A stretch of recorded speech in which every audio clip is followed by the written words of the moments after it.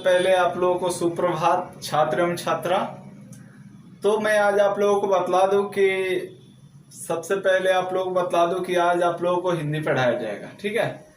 तो YouTube channel पे आप लोगों को हिंदी जब पढ़ाया जाएगा तो आप लोग भी अपना अपना बुक निकाल लीजिए हिंदी का। और आप लोग को बतला दूं कि क्लास 3 का ही सिर्फ निकालेंगे, आप लोग क्लास 3 का ही हिंदी का बुक निकालेंगे, ओके। तो मैं भी निकाल लेता हूँ।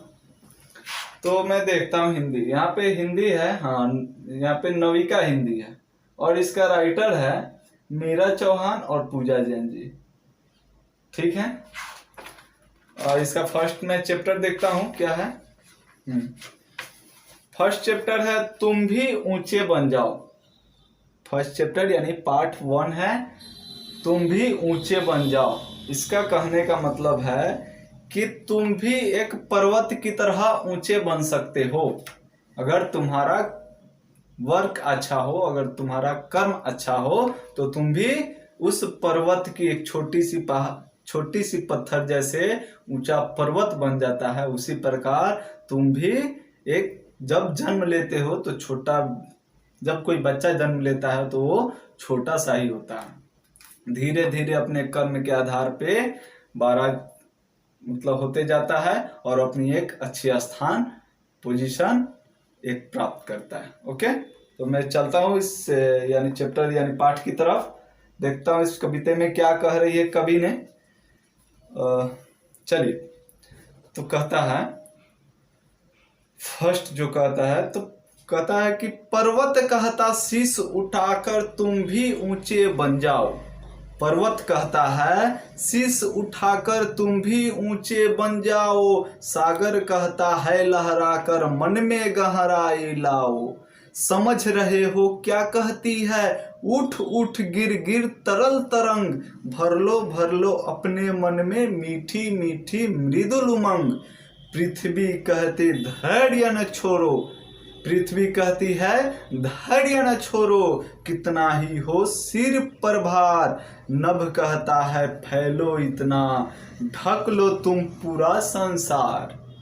पर्वत कहता है कि जैसे शीश उठाकर तुम भी ऊंचे बन जाओ। पर्वत कहती है जैसे मैं एक छोटी सी पत्थर मैं इतना बड़ा हो गया, तुम भी मेरे जैसा बड़ा बन सकते हो। और फिर उसके बाद कहता है कि सागर कहता है लहरा कर मन में गहराई लाओ। सागर जिस प्रकार अपने लहराई से उस समुद्र में गहराई लाती है, उसी प्रकार तुम भी अपने दिल में गहराई लाओ। उसके बाद कह रहा है कि समझ रहे हो क्या कहती है, उठ उठ गिर गिर तरल तरंग। जैसे सागर झरने गिर कर पहाड़ से गिरकर एक लहरे में उत्पन्न होती है और धीरे धीरे आगे बढ़ते रहती है, उस तरह तुम भी अपने जीवन में गिरो लेकिन उससे हार मत मानो, उसका सामना करो और उससे आगे बढ़ने की कोशिश करो और अपने मन में मीठा भावना लाओ, मिठास की भावना लाओ, किसी के साथ दुर्व्यवहार ना करो। फिर पृथ्वी कहती धैर्य न छोड़ो, कितना ही हो सिर पर भार। जैसे कि पृथ्वी कहती है कि जैसे हम अपने सिर पे सारी दुनिया का भार लेकर चलता हूँ और फिर भी नहीं गिरता, फिर भी हार नहीं मानता, उसी प्रकार तुम भी हार मत मानो और अपने घर परिवार पूरा अपना समाज का भार लेकर चलो। और नभ कहता है फैलो इतना, ढक लो तुम सारा संसार।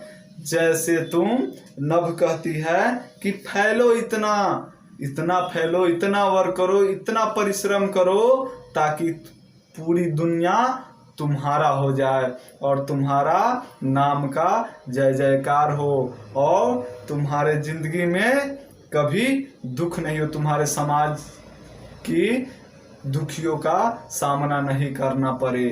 तो जैसे कि एक पत्थर छोटी सी पहाड़ का रूप ले लेता है, उसी प्रकार जब कोई बच्चा पैदा लेता है, अपने माँ के गोद से निकलती है, तो वो धीरे धीरे धीरे धीरे अच्छा इंसान बनता है और बड़ा होता है, पढ़ता है, लिखता है और एक अच्छा जगह पे जॉब प्राप्त कर लेती है और इसकी परिवार खुशियों से लहराने लगती है, चहचहाने लगती है। तो आप लोगों को मैं इस मतलब कवि के जरिए यही कहना चाह रहा था। ये कवि अपने मन की भावना से आप लोगों को यही कहना चाह रही है कि जिंदगी में कभी हार नहीं मानना चाहिए, कोशिश करनी चाहिए, क्योंकि बहुत पुराने कवि ने कह के गया है कि कोशिश करने वाले की कभी हार नहीं होती। कोशिश